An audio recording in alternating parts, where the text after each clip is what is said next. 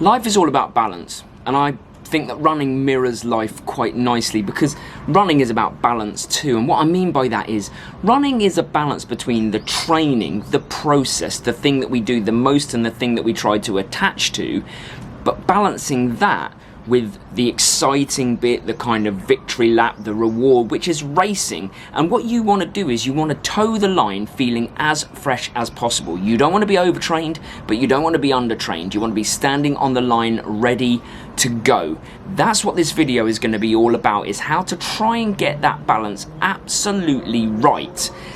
And I'm going to demonstrate it through the situation that I'm in, which is 3 races in 5 weeks. Mary has them as well: a half marathon, a 34-kilometer trail race, and an ultra marathon, all in the space of 5 weeks. How am I doing that? So I'm going to walk you through my thought process for if you have multiple races, could be 2 races or 3 races within a short period of time. I'm going to give you a couple of options that I'm thinking about of how to approach it, and more importantly, I'm going to tell you why I'm thinking about those 2 options and which one I pick in the end, so that you can make your own informed decision. But the first thing we need to do is we need to write down the dates that I have the races.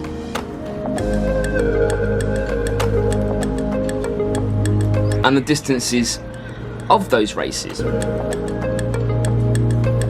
Now you can probably see the distances get longer, because mine goes from 21 kilometers to 34 kilometers to 50 kilometers. Not always the case, but I'm going to work on this basis because it's what I'm working with. So how do I approach this in 5 weeks, 3 races? So the way I look at it, I've got 3 options. One option is very, very, very unappealing. The other 2 I'm having to think about carefully, but I think I know where I'm going. Let's talk through option 1. Before we start talking through the options, let me just remind you that I work in blocks of 4. So my training is 3 weeks of work and 1 week of rest and repeat. If I have a race, usually if it's a long race, I taper for 3 weeks. If it's a shorter race, I taper for 2 weeks. Obviously, I've got a bit of everything in here, so I need to really carefully pick what I do in between the weeks of the races. Let me show you my options. So option 1 is kind of my standard approach, if you like, I guess. Like, I would do a 3-week block. I'm looking at 21 kilometers, then 28 kilometers, then 34 kilometers. But of course, 2 of those are races. And then what I'll do is I'll take the distance down to a half marathon before going back up to the ultra marathon. So it's a 3-week block and a 2-week taper, and that's traditionally how I would have approached that. And if I draw this just very rough graph, that's what it kind of looks like. It's incrementally going up, and then you get your rest periods before you kind of hit a big distance in the ultra. So you get a rest period, a taper period. The second option is slightly different. So I would start with the half marathon this weekend, which I'm doing, and then I would immediately take it down next weekend. I would have a rest and go to half that, 10 kilometers, before I go back up to do the 34-kilometer trail race. Then I would come back down again and give myself a good rest, maybe 10 kilometers max the next weekend, before I go for 50 again. Now, that's different because it's not a traditional taper, but if you look here, the way I'm drawing this graph, that gives me 2 down periods. I'll tell you why that's important in a minute. And the last option, which is utterly unappealing, is that we just bridge the gap between the distances all the way to the 50. So I work hard for 5 weeks. So I go from half marathon to 28 to 34 to 42 to 50, which looks like this graph. Not much rest at all. So I'm just gonna rule this one out right now and talk to you about why I'm gonna pick the option that I have picked. Ultimately, this is what I'm basing my decision on. My decision is based on the knowledge that there is really nothing you can do between 2 weeks and race day that's gonna make you fitter for race day. You can only really overtrain. I don't think you can undertrain unless you do absolutely nothing. And the statistics also say that even 3 weeks out, there's minimal gain. The juicy benefits are the 5, 6, 7 weeks out range. So that makes my decision, I think, quite easy. I'm actually going to go for option 2. I'm going to drop it down to the 10K, go back up, drop it down to the 10K, go back up, because I actually just want to keep myself fresh for the races rather than continue to train, because I've got time after the races to take a bit of downtime to pick my next batch of races, if you like. So I'm going to just try and keep myself fresh rather than fill those gaps by keep going up the distance. I know I can do these distances. I just did a trail ultra a month ago. And ultimately, you know what?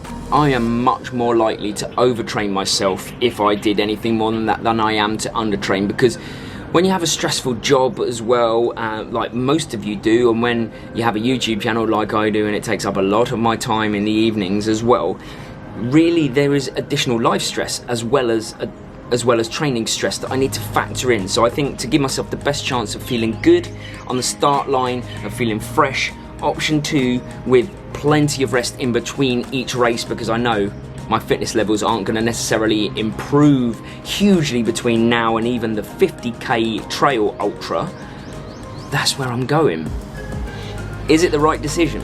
I guess only time will tell, if I'm honest, but my experience tells me that for me, this will be the right decision. It won't necessarily be for everyone. So if you're planning for multiple races in a short period of time, just take into account that really you can't get that much fitter, certainly from 2 weeks out, 3 weeks out minimal, 4 and 5 okay, but surely you'd rather just be fresh on the start line and then really go again in a new block after your races and after you've taken some downtime to get fitter to, you know, take yourself to that next level.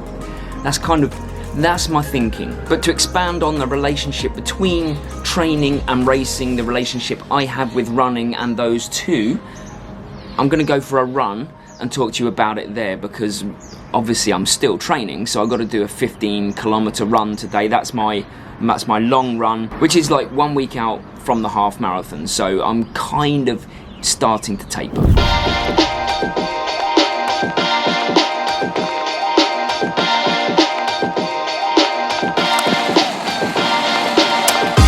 Getting that balance right between training and racing, but not just training and racing, but how we train so that we can be at our best in races is so hard. And a lot of it simply comes down to our own experiences and our own bodies. What works for one person might be completely the wrong way to do it for someone else. All I can do at this stage is guide you. So let's talk about some of the considerations you need to make to get your balance right. The first thing you need to think about is how important is racing to you?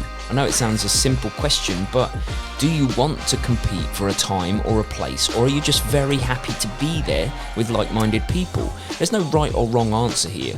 It's probably a scale of 1 to 10, but if you're minimally interested in competing, whether that be against others or yourself, then the balance gets easier to a certain degree, because you can't really get it wrong if you're just happy to be there, and so approach the training however you want and enjoy the day.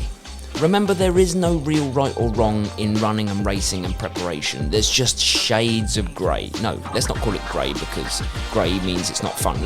Shades of a rainbow. I don't know if a rainbow has shades. Anyway, I digress. If you're there to perform, however, and that doesn't necessarily mean against others, it could be against yourself, then you're going to need to take your prep and planning a little more seriously. As I've said, research has shown that nothing you can do within 2 weeks can improve your fitness for a race, and only minimally 3 weeks out. So it makes no sense at all to train hard all of the way up to the race. Recover and get yourself fresh. From how far out? Well, that bit is the million-dollar question. Each body reacts differently, so to a certain extent, it's trial and error. My general rule of thumb is that half marathons and below 2 weeks is good, and above that, 3 weeks will freshen you up if you've trained hard. Just reduce the volume gradually, so maybe 75% volume in week 1, and then 50%, and then finally 25% in the last week before the race. The thing is, I'm not attached to the outcomes, and that's what I preach on this channel is be attached to the process, which is what I love. But I do also love racing. There's a feel, there's an experience that you cannot replicate in training. And sometimes it's just nice to see the progress that you make. And it's fun, seeing and doing new things. So don't be afraid to race multiple times close to each other once in a while. And be kind to yourself between the races. Remember, this is a relationship for life.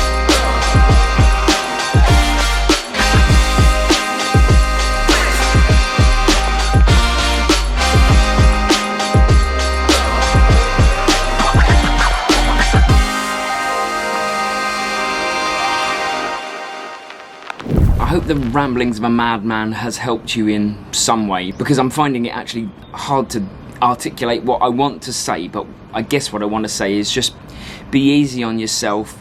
You can more likely overtrain than undertrain, so have fun with it. Just relax. You're in this for a lifetime, right? So a couple of weeks where you take some down periods, it's all good. That's how I'm looking at it. And Mary has similar. Mary's got 21, 34, 25.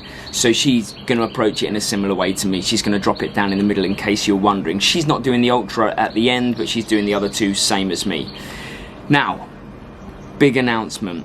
I hope that this Sunday will be the release of Squid Game for Runners, the video that I've been working on since December.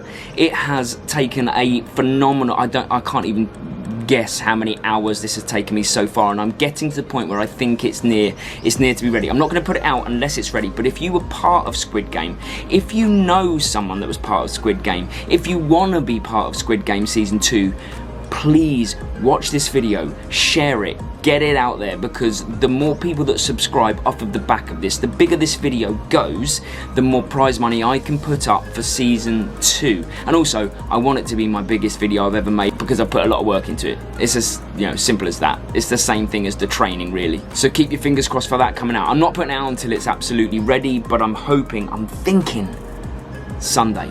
So make sure you tune in Sunday, 9 AM. Be ready for Squid Game for Runners Season 1. I'll see you then.